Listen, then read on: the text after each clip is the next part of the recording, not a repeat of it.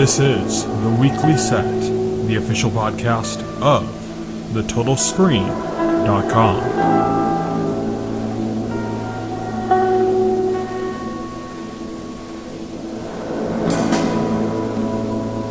Episode 161, recorded June 21st, 2018.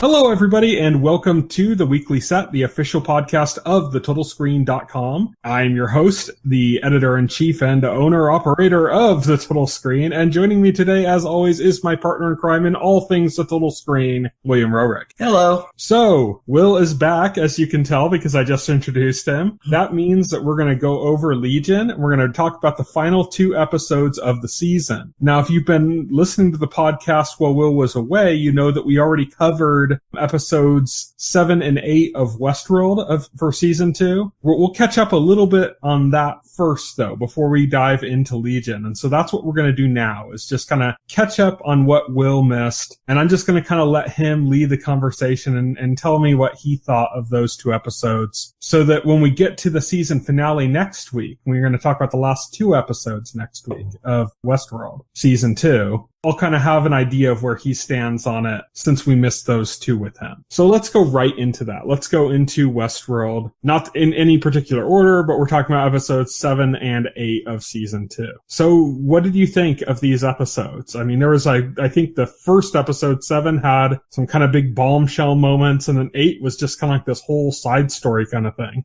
Well, 7 was basically like the continuation, right? Where Bernard he's like in the system, right? And he meets Ford, and Ford's consciousness is existing within the system now, right? Through like the crazy technology that they developed to try and become immortal. Only like Ford like tells Bernard like if they put him in a brain that it would just deteriorate. So they can't, but like Ford is able to exist. His consciousness is able to exist within the computer system somehow. The cradle. Yeah, the cradle. And I don't know how that works. I think it's just a distributed computing power, because it's made up of like a shitload of host brains. Yeah, but how's Ford's consciousness? I don't know. But anyway, but it does. But like Bernard talks to Ford, and Ford manages to transfer his consciousness into Bernard through that interaction, because we see after Bernard gets out of the cradle that Ford is speaking directly to him. He shows up. So I think that's very clear, because they blow up the cradle, right? Dolores and her gang, they blow up the cradle, they blow up all the backups. And so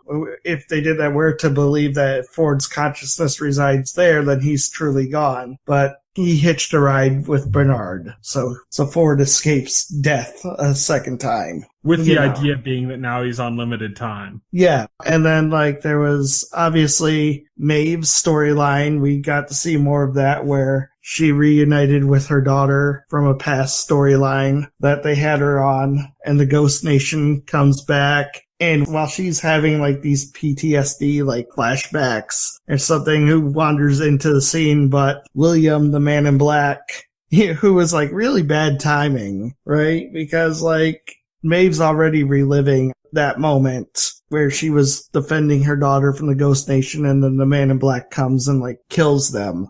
So he wanders in there, and almost ends up getting himself killed. Fortunately for him, the writer, who was traveling with Maeve and who ditched her last episode, had summoned the Delos people, and they come charging in like guns blazing. And they inadvertently save the Man in Black from being murdered right there. And they just kind of leave him behind without even realizing. Yeah, they just kind of, they leave him behind without realizing. And Maeve gets shot up pretty good, and they take her. Let's see, I already mentioned Dolores. Dolores had stormed the central command center, you know. There was a really tense scene between Dolores and Charlotte, where Dolores was going to cut her head open, but Dolores' father has a moment of clarity and distracts her. She knows that the key is inside of her father's head, and Dolores now believes she needs to remove it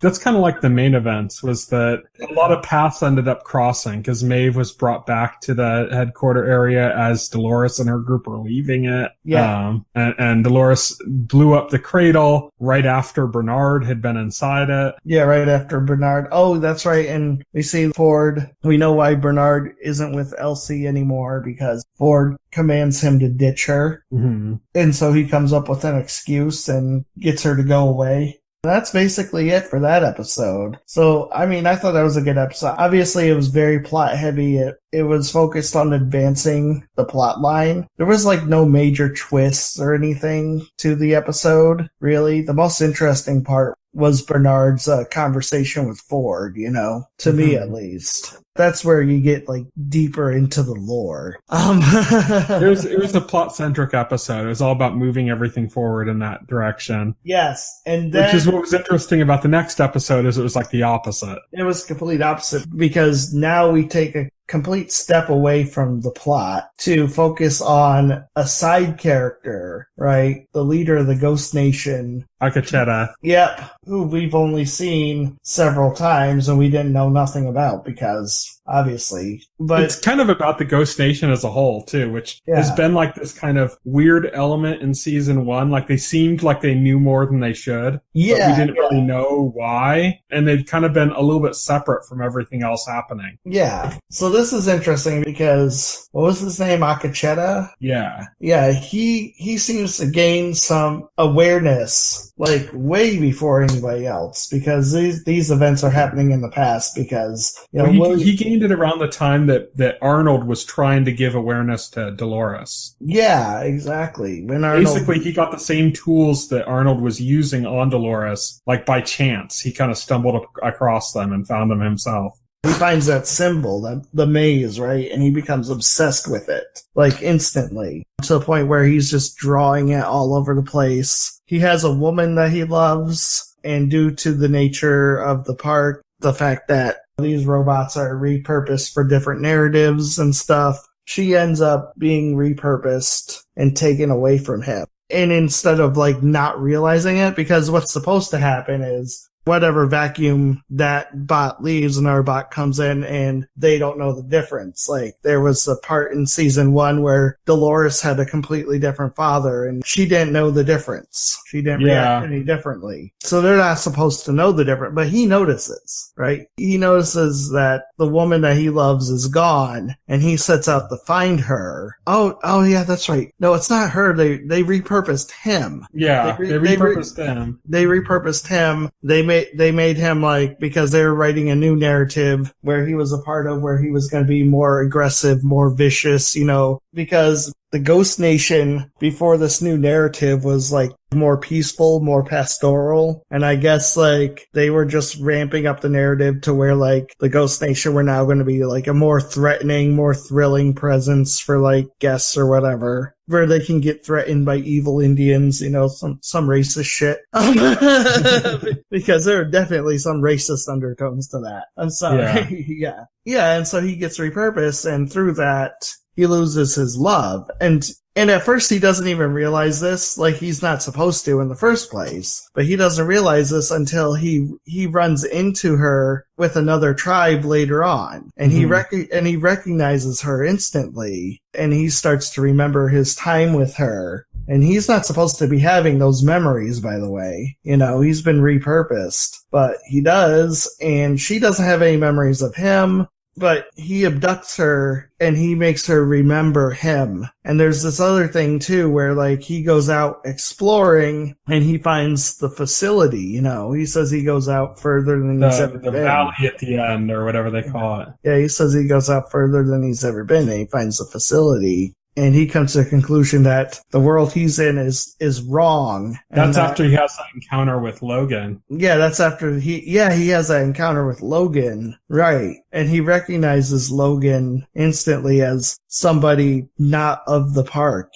It's hard to explain, like, his perception. Logan's, like, heat-stroked, and he's just, like, mumbling a bunch of stuff about how this isn't the right world and stuff, and it has this profound impact on him. So he gets this idea that he's going to escape this world because it's the wrong world. And he's going to take the love of his life with him. And he almost succeeds, except when he's ready to cross the threshold with her, he sees like Delos people loading her into a car and taking her off, repurposing her basically. Well, even before that, like right when he arrives back at that location, it's gone. Yeah. The whole what he calls the gate or the door is gone. Yeah, it's just sand. And then he goes back to his love, and she's being taken away by Delos. They're like, how did she get out this far? She's not supposed to be out this far. And kind of like as a result of that, they take her away and think that she's like probably glitched out or something. So he goes back to like their tribe. I think this is where your confusion was. He goes back to like the tribe that she had come from to take her again, except she's been replaced by somebody else.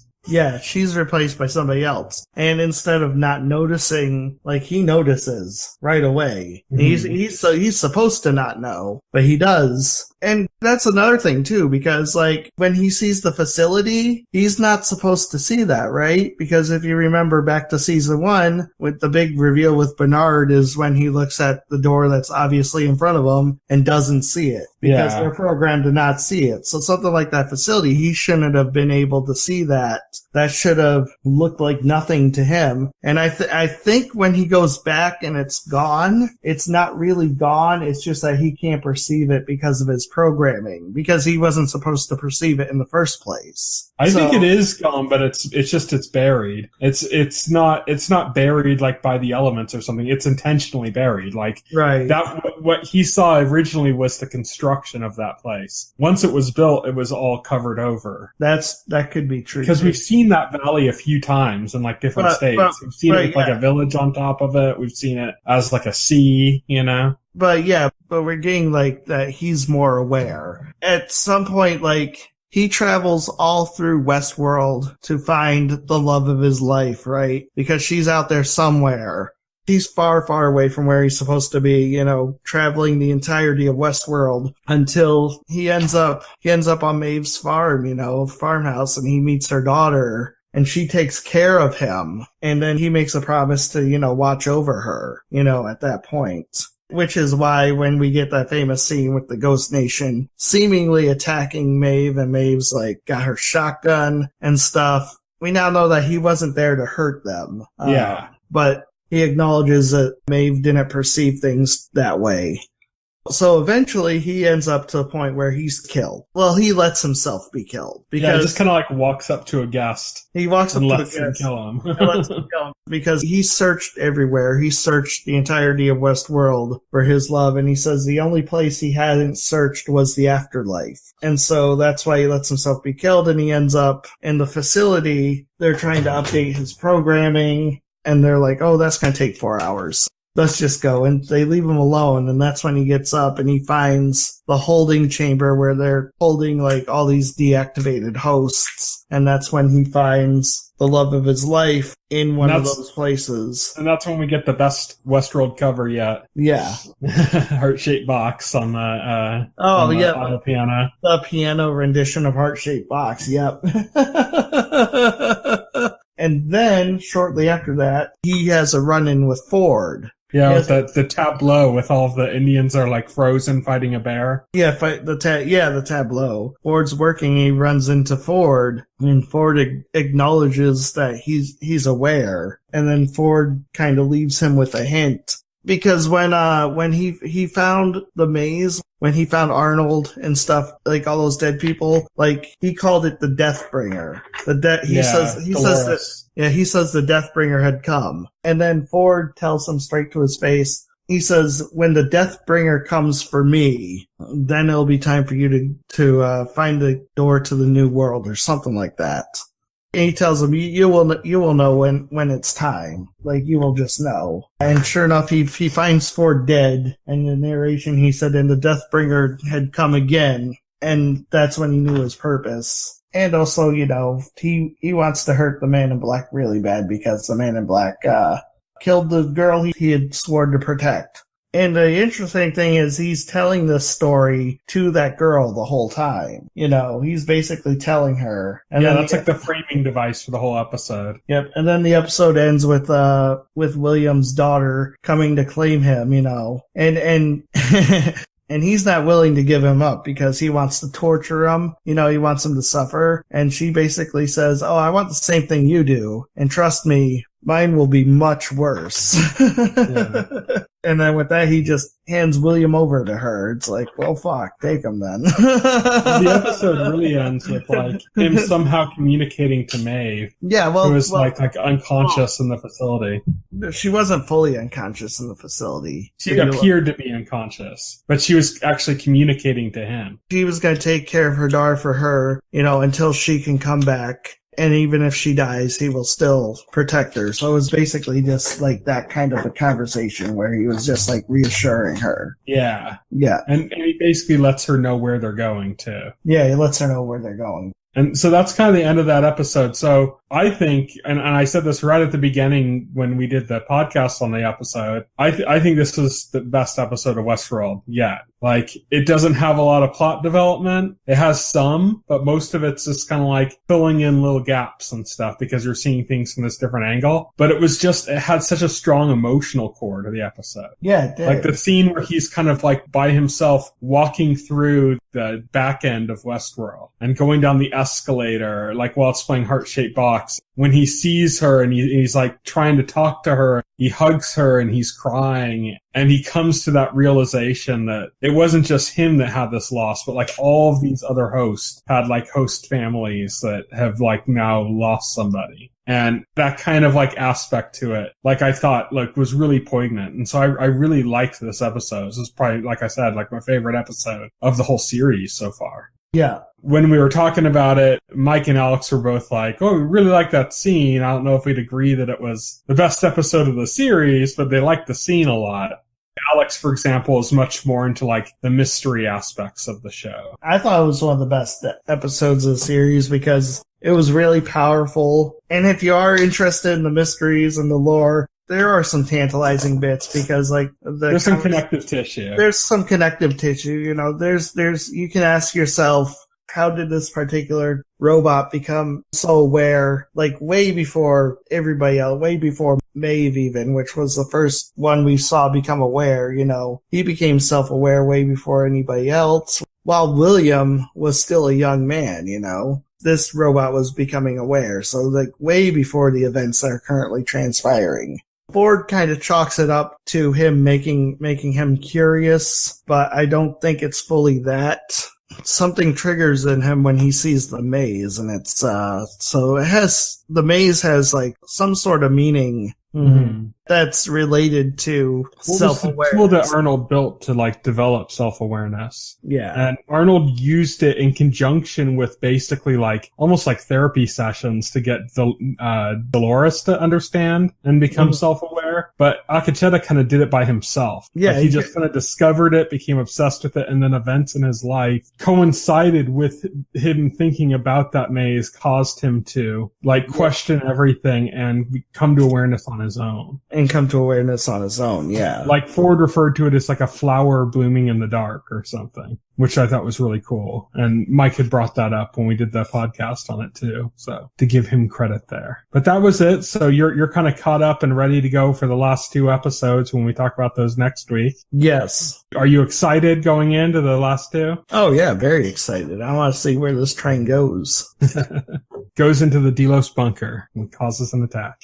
Let's move on, though, to the main topic of the show for tonight, which is we're going to be talking about the last two episodes of season 2 of Legion. Kind of a lot going on here because this is where we start to get into David's plan to kind of take out the Shadow King. Right. And we had seen like 2 episodes before these episodes. There was the one that I described as kind of like a chase episode. And then we had an episode that was kind of a distraction. It was like a side kind of story. So this episode, we get right to the plot. Obviously, we only have 2 episodes left. Right. So the first episode is the Shadow King basically trying to separate David and Sydney by convincing Sydney that David is a psychopath, and then David basically torturing Oliver. Yeah, David trying to get information. Oliver trying to get information and gleefully enjoying it, by the way. Mm-hmm.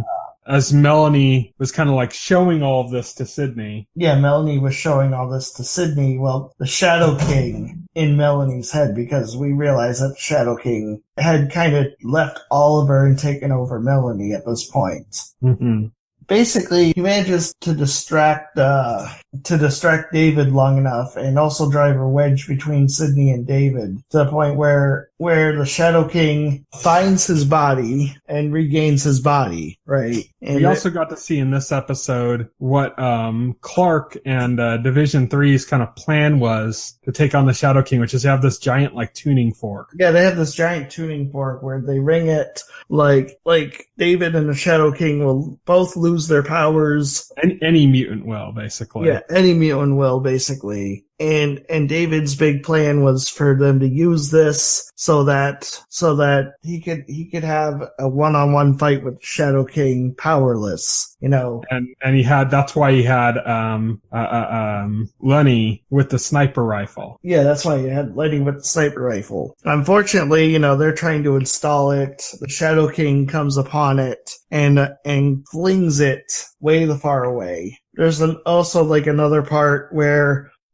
Carrie, they're fighting like these people coming out of like this hole in the ground, which a lot of stuff centers around this hole in the ground. That's where it looks like the plug on a bathtub. Yeah, it looks like it even has like the chain with the plug.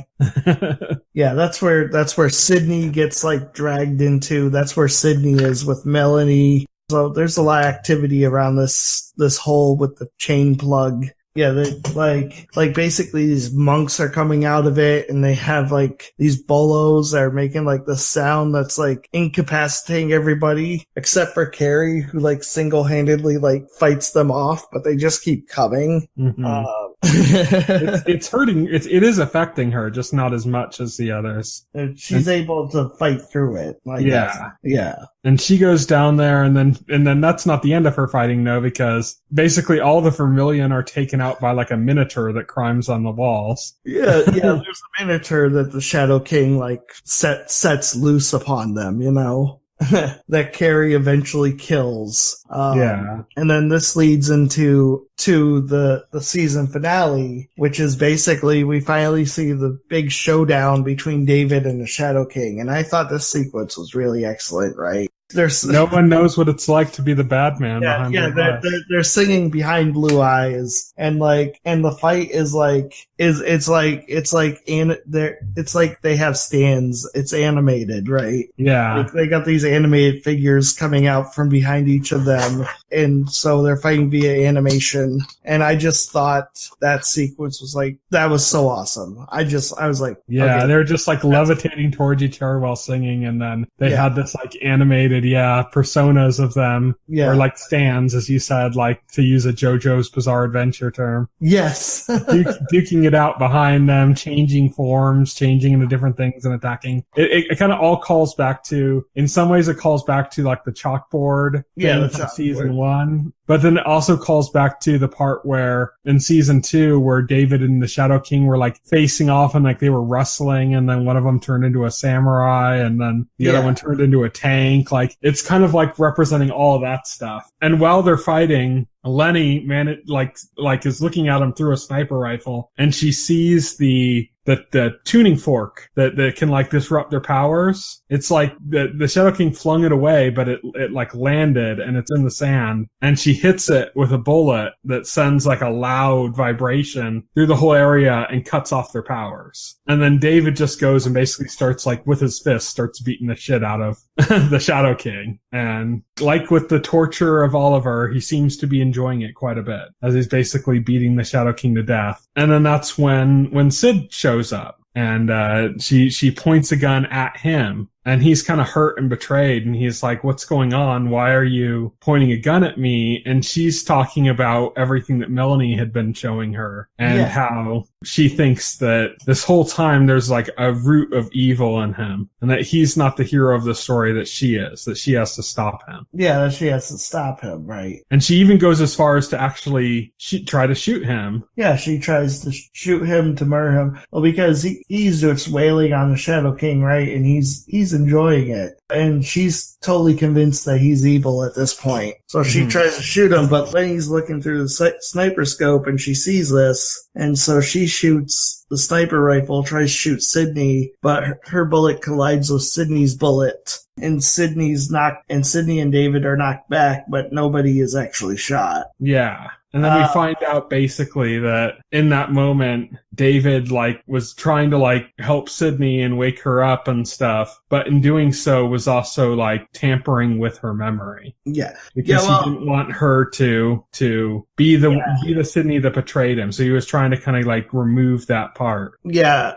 Well, basically, he was trying to erase all her memories of what she learned or thought about David at that point so that she wouldn't think of him as a monster anymore, He kind of, instead of trying to convince her, he kind of selfishly just kind of wiped her memory to make her think the way he wanted her to think. Yeah. This is the part that I didn't like in this episode. Not just so much this as the ramifications of this. And that they made a direct parallel to it later in the episode, which we'll get to. So everybody's cleaning up from there. The Shadow King's unconscious, so they're able to take him prisoner. They put a head thing on him that basically stops him from using his powers. So they have him as a hostage now. They're all returning to Division 3. David, sleeps with Sydney. He's kind of celebrating his victory. While all this is happening, David's also kind of he's gotten a little bit narcissistic. There's a part where, as they're taking Lenore back and stuff, he says God has plans for you or something, but referring to himself. Yeah. So it's this is this height of narcissism for David at this point, where he's kind of seeing himself as a god, much similar to the way the Shadow King kind of sees himself as a god. Well, what we're finally starting to see, because there was the suggestion that David rejected, in which that he's crazy, and David rejects that notion, saying, "Oh, that was just the Shadow King inside of my head. He's God now. I'm not crazy. I just have powers." And there's no, you have powers and you are crazy. Yeah. And he's just no. But then we see. This is also where we're starting to see the real fracturing of David's mind too. Yeah, we're starting to see because he's having conversations with different versions of himself. Yeah, he starts to have conversations with different versions of himself who seem to have different motives and intentions. One of them's just just you are a god, fuck everybody, And yeah, we start to see David's psyche fracture, and his schizophrenia really starts to kick in. And so basically he's trying to hold it together. He's trying to hold himself together. He erases Sydney's memory so that he can go back to having a normal relationship with her, inadvertently ends up sexually assaulting her because, it's not consensual when you mind wipe somebody to consent. Yeah. And then there's a point where he's called in to basically attend the trial of the Shadow King. And it turns out to be an intervention against him. Because Sydney has regained her memories somehow. It's not fully explained. They show the moment where the Shadow King is able to loosen up the controlling crown on his head enough to kind of summon a mouse. Yeah, that's true. You're right. And he whispers, the mouse whispers in her ear. Yeah. And then at the same time, the mail carry is able to see the moment in which he's wiping her mind through the machine surveillance equipment. Yes. And so they those two things together are kind of what puts all of it together for them. And so it's a staged intervention kind of thing. This is what I really didn't like. This is the thing. And it's not necessarily that I think that they're in the wrong for the way they're reacting towards him. It's just the way the whole thing was put together. Why are they accusing him of this and then having the Shadow King loose without any binds on him? I think this speaks to the Shadow King's manipulation, because I think the Shadow King managed to get himself loose, and I think he's exerting at least some amount of influence over everybody's thinking, right? because he's powerful enough to do that. Mm-hmm.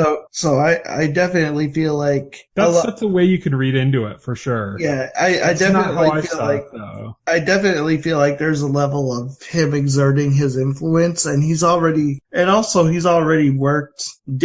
a ton of work, especially with Sydney, to get people to turn on David, to think about him in this way, you know. And there was also the stuff that David had told Sydney, that future Sydney was talking about, you know. And the realization by everybody turning on David causes David to snap. He breaks out of his binds and he takes off with Lenny, presumably to destroy the world and to fulfill his prophecy, I guess, right? Well, the one interesting thing here is that David is like, he's not supposed to be able to escape what he's in. Right. And he basically exerts his will over it. And at this point, they do a really good job visually of showing that he is way more powerful than he was before. Yeah, he's like broken his limits. He's like shattered his limits. Yeah, he shattered his limits. And they portray it completely differently. Like when he teleports, there's like waves of energy that loop around him. When he busts out of the cage, he's like surrounded by light, like an angel of some kind. They're really like visually cueing you into the fact that David is like way more powerful and a much bigger threat than you could have thought he was before. Right. He like levels up. He like goes Super Saiyan or something. And yeah. I think that's because of the stress that he's been under, because you see leading up to this that he's put under a great deal of mental and emotional strain, so much so that his psyche is starting to fracture into different personalities. And I think that just builds and builds to the point where this power, this untapped potential in him just kind of builds up and like unleashes itself. It's a great performance by Dan Stevens, who plays David. Yes. Who's like, as he's being like interrogated and as like everyone's seemingly turning on him. And even though there's things like Sydney brings up saying, you drugged me and had sex with me, basically making it a direct implication of sexual assault that he committed somewhat unknowingly or something. And that kind of moment at which he's like, this is what you think of me. And he's looking around and everyone seems kind of like almost disgusted with him. And this is like what I kind of didn't like. Not that they were disgusted by him, but that they put him in this position where how can you reconcile this now? You know, like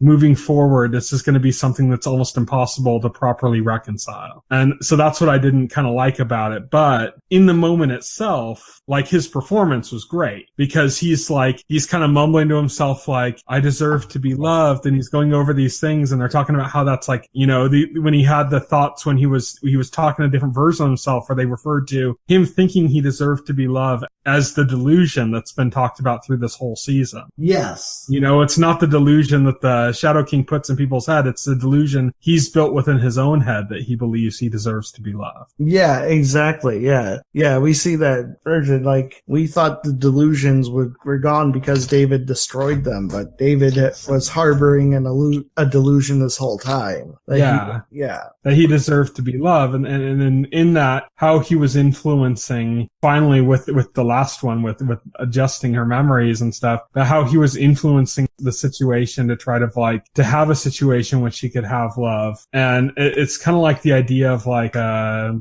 privilege and a position of power above people and then manipulating those people. That's where I kind of worry about it. Like I said, that it just feels like there's no reconciliation after this point. But there may not be. But the way it was performed was great because like he struggled with it and then he just had this like snap realization. Like before he decided to bust out of his cage, he just had this moment where he said, screw it, you guys had your chance. And it's just like his entire demeanor just changes. Like his entire demeanor just changes. Yeah. It's like the weak version of him that was hurt by everything they were saying. It's like that version of him just died. Yeah, that version of him. And like the more hostile version that was in his head kind of just took over at that point. Yeah, it kind of just took control at that point. And he's just like, yeah, screw it. You guys had your chance. Blows away the equipment, is shrouded in light, knocks everybody away, teleports to Lenny, grabs her, and then just takes off. Yeah, just takes off, leaving us to, wonder what's going to happen in season 3. And I was sitting here going, oh, okay, well, next week I'll find out oh, no, I guess. That's the season finale. That's the season finale. Yeah. So like I told you beforehand that like I had mixed things to say about this episode. I thought that from your comments, I thought it was like going to be something like super divisive. I was really, really ready for some kind of like it is pretty divisive left field twist, but in context of the episode, like I didn't see the controversy because like it fit the flow of events, right? I think in its own context, if you're looking at it for just the scene in and of itself and just the moments in and of itself, it's fine. I think the problem is that when you've had a character do that, not just do that, but had that acknowledged against them and then had that same character reject it and just kind of walk away, it becomes a moment in which, like I said, you can't reconcile that. Oh yeah, it's pretty. You can't just like have, like David's the villain now. Yeah. You can't just make him like okay again and be somebody that you're like really sympathetic towards again. Like you just can't do that. Like they've pushed him, they've had him by having him not just mess with her mind, but then sleep with her afterwards. The combination of those things and then having that be called out so that it's indisputable. What they've done with the show is that they've turned the protagonist into the antagonist. Mm. And that's what's divisive about the episode. It's not so much the scene in and of itself. It's what they've done. It's the fact that they've turned David into the antagonist. But was David ever really the protagonist to begin with? Yes. Protagonist doesn't mean like 100% good. It just means that they're the sympathetic connection you have to the series. Yeah. And I think David always was. Like, David's troubled, but like that's part of what made him sympathetic too, is that you're kind of relating to his troubles and stuff. And when you have him do something past a certain point, it's kind of like an unforgivable point that you've passed, It's like if your main character of your story was Bill Cosby. and then like you acknowledge, not only do you point out all this stuff, but you acknowledge that he raped all these women like he did in real life. And I'm talking about the real life Bill Cosby, not like the character in the Cosby Show. No, just imagine it's an episode of the Cosby Show where his character gets accused of raping a bunch of women and then it's acknowledged and then you're expected to continue laughing along with the wacky adventures of the Cosby family. Exactly. That's the problem. Like, how can I sympathize with him now? Like, it makes me feel like if I sympathize with him, it makes me feel like I'm a monster for doing that. That's the problem. That's the thing where it's kind of like, it's like, oh man, it's like you can have a character go dark and then you can have a character go unforgivable. And I think that's the problem is that they push that line too far. And now it's like, I don't know how I can sympathize with him again. And if I can't sympathize with him, then how can I be invested in the series going forward? Here's the thing, because you can have despicable characters. You have even evil characters that you sympathize. I mean, look at Breaking Bad. Look at all the horrible shit Walter White does. And yet he's the protagonist of that show. He is the emotional connection to that show. You're supposed to sympathize with him to at least the degree, right? Even though he's doing some awful, heinous shit with like zero remorse about it. Well, the thing is that you have another sympathetic lead in Jesse. Right. Yeah, that's true. And your sympathy for Walt kind of shifts to Jesse. That's true. Throughout the show. Like, as you get to like the final season, you're more relating to Jesse than you are to Walt, Whereas like, I guess you could say Sydney's like now the sympathetic lead, but she's just not as interesting enough as a lead, interesting enough as a lead. Yeah, she's not as charismatic as a lead. Like, so it's like, how do you relate to that now? See, I think you're coming up to this wall here, which knowing the character from the comics, I was wondering when they were going to have to deal with this to be Legion is a psychopath, so he's not exactly a sympathetic character in the comic book. So yeah, well, I knew it was going to be a hard thing. I knew that about the Legion in that aspect, and I knew that they were going to be in a hard position. But when they make it, the problem is that they make it about sexual assault in the middle of the Me Too movement. Well, that was very deliberate, obviously. Yeah, but that makes it how it makes it to the point now where it's like I could sympathize with a fucking serial killer in a show if the show does it right.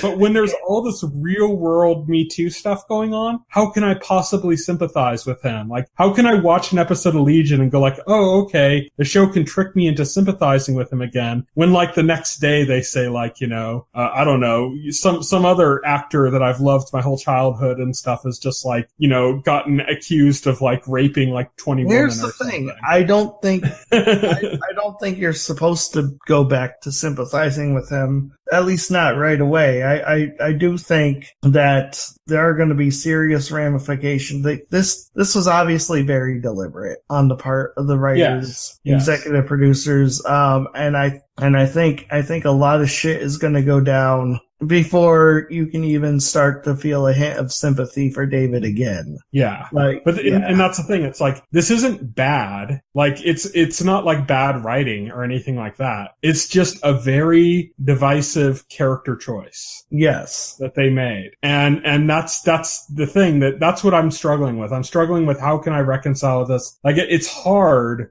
In one way I like it. It's in the same way as I've brought up before that for me, the worst death on Game of Thrones, spoilers here, from 4 seasons ago, but the worst death on Game of Thrones for me was Oberyn Martell. It wasn't Ned Stark, it wasn't the Red Wedding, it was Oberyn. And it was because I think he was so needed in the story at that point. They needed somebody that was going to stand up to people like Tywin and stuff and actually be a credible threat to them.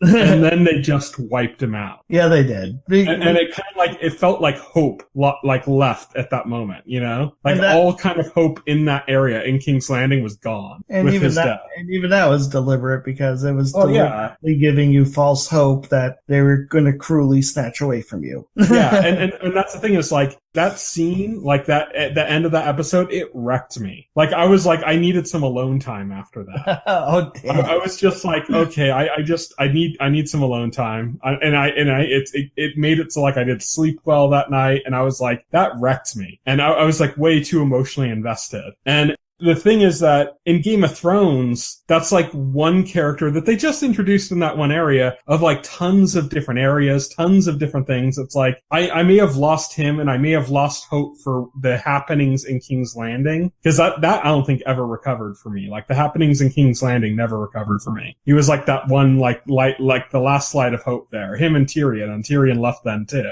And everything after that, I never got back to where I cared about King's Landing again. But I had so many other things to attach myself to, I still cared about Arya Stark. I still cared about Jon Snow. I still cared about Daenerys Targaryen. So I had all these other things that I was still attached to. And that's why, even though it was really hard for me, I still was able to kind of get, how powerful of a moment they were able to convey and still able to kind of enjoy it for those merits. What I struggle with Legion is, I don't see an area to attach to. You know what I mean? He seemed like the only real area to attached to. And for all I know, this could have also been intentional. It could have been intentional to make him the only truly relatable character. You could see maybe they're pivoting towards the Shadow King being the sympathetic center next season. Or somebody else entirely, because you see the Shadow King and you say, oh, he's evil and stuff, but really, what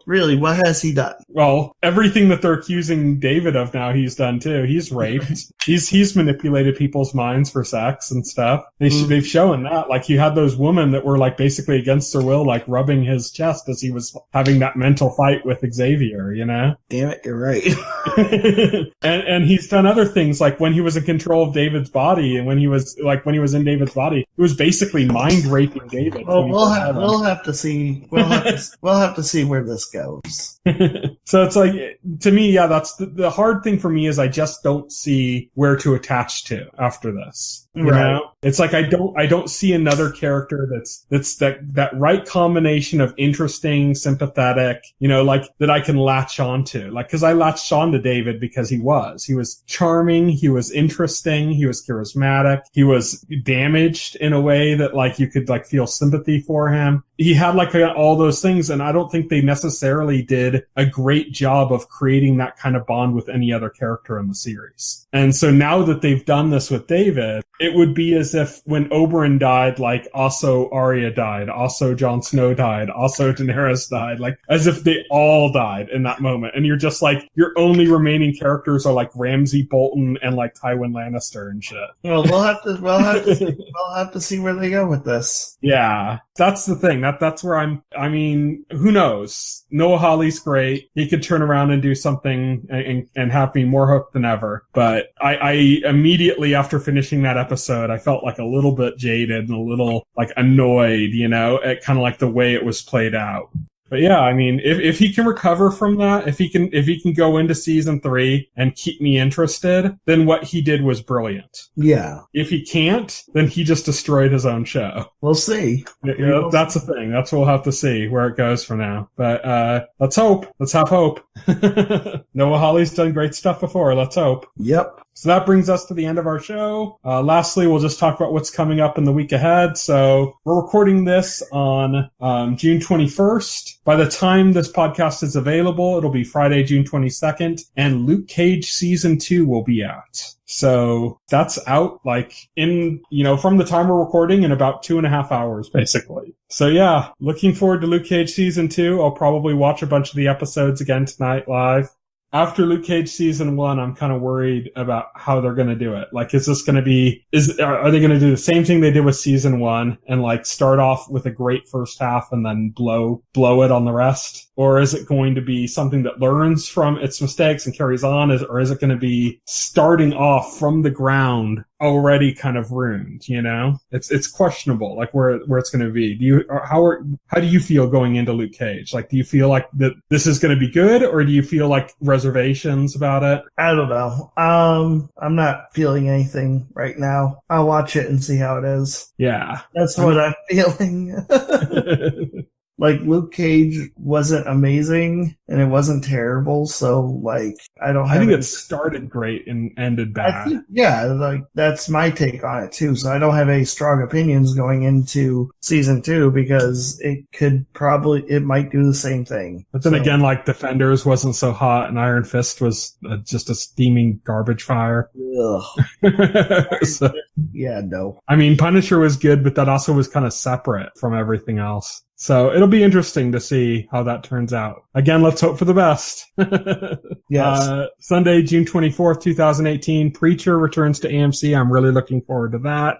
And Endeavor premieres on PBS. Monday, June 25th, 2018, Salvation returns to CBS. That's like their current big summer series. Like, they used to have Under the Dome, now they have Salvation. That kind of seems to be CBS's thing. Like, they'll have like 1 or 2 genre shows that are during the summer. And it's just only during the summer. It's not during the regular time slots of like fall and winter when they have their main shows on. But they tend to have like 1 or 2 shows like that. And Salvation is their current one. We really liked Brain Dead, which was one of those. But that was unfortunately canceled. Salvation doesn't look nearly as good. And this is like its second season, I think. Tuesday, June 26, 2018, Secret City comes to Netflix. Then next Friday, June 29th, 2018. Look at this. This is the Netflix thing I'm going to go through right now. Okay, ready? Oh, Churchill Secret Agents, The New Recruits, Kiss Me First, La Ferrette, Paquita Salas. All of those are like from different countries, basically. Kiss Me First from all of those is the one that I think looks the best. It's the creator of Skins that did it, and it's like a VR. It's like about people stuck in like VR or something. It looks kind of interesting. Okay.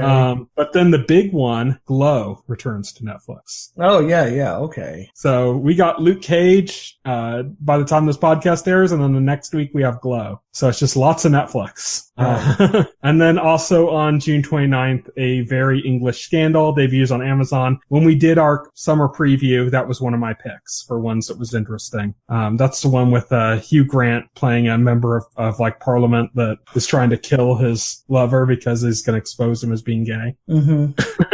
So yeah, so lots of stuff on streaming services and stuff. Luke Cage, Preacher, Glow, those are kind of like the really big ones. But yeah, that's what's coming up in the week ahead. So join us next week. We are going to have Mike and Alex, the two that were on with us last week when we talked about that episode of Westworld with Akacheta. They're both going to be joining us to talk about the last 2 episodes of this season of Westworld. So it's just going to be nothing but Westworld next week. You can reach me on Twitter. I am at Tyson Gifford. You can reach Will. He is at Voxel Hero. You can check out our Facebook page and our YouTube channel, as well as our site, thetotalscreen.com. You can subscribe to the podcast through any major podcast client like iTunes or Pocket Cast, and the entire backlog of our podcast is available on our YouTube channel. So thank you everybody for listening. Good night. Good night. If you would like to reach out to us and make a comment, send an email to contact@thetotalscreen.com. Stay tuned to The Total Screen for the very